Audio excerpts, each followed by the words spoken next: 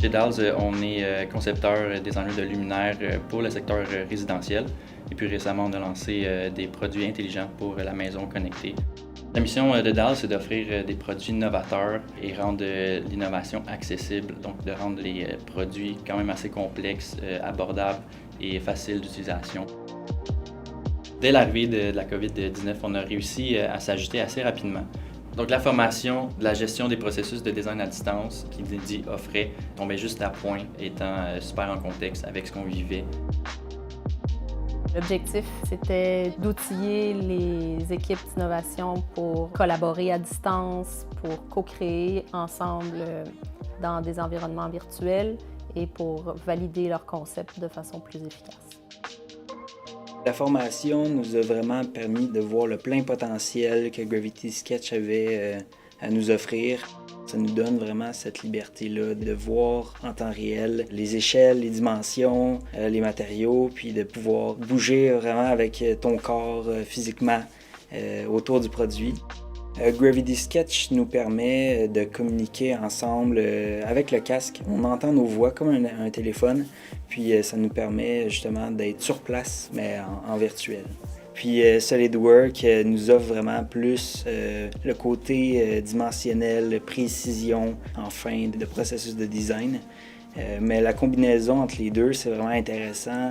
Donc on a vraiment une belle synergie entre ces deux plateformes-là. Donc on connaissait bien Dropbox, qui est un serveur nuagique, et puis on lancé une extension qui s'appelle Dropbox Paper. En fait, c'est un whiteboard où on peut mettre toutes sortes d'informations, puis on a décidé de mettre notre processus vraiment étape par étape, et on l'a transformé en genre de journal de bord où on voit toute l'information de nos produits. Donc la formation nous a bien aidé à utiliser la plateforme de la bonne manière et d'y avoir accès assez rapidement, même étant à distance.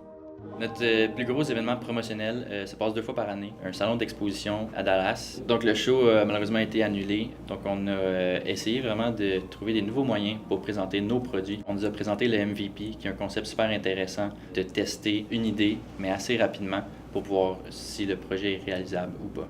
L'approche par MVP, c'est aussi appelé l'approche par le produit minimum viable. C'est de se dire, c'est quoi le cœur du bénéfice que je veux apporter à mon client. Et je vais prototyper ça, puis je vais le valider avec lui pour voir si je travaille sur une solution qui répond à ses besoins.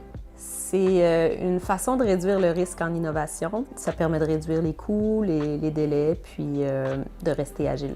Le prototypage virtuel se prête particulièrement bien à l'approche par MVP parce que les cycles d'itération sont très rapides étant donné qu'on n'a pas à construire de prototypes physiques. Tout se fait en virtuel.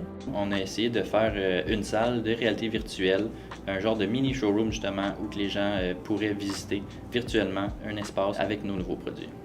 Mais on a vraiment commencé par faire seulement un petit appartement où on a ajouté seulement quelques produits pour voir si c'était réalisable. Ce qui nous a empêché de mener ce projet-là à terme, c'est vraiment la complexité, je pense, d'envoyer des casques. Donc, notre plan B, on aime toujours être créatif. On a décidé d'utiliser une plateforme de réalité augmentée sur notre site web directement. L'approche MVP nous a beaucoup aidé, justement, à commencer petit, tester une solution et puis s'adapter rapidement.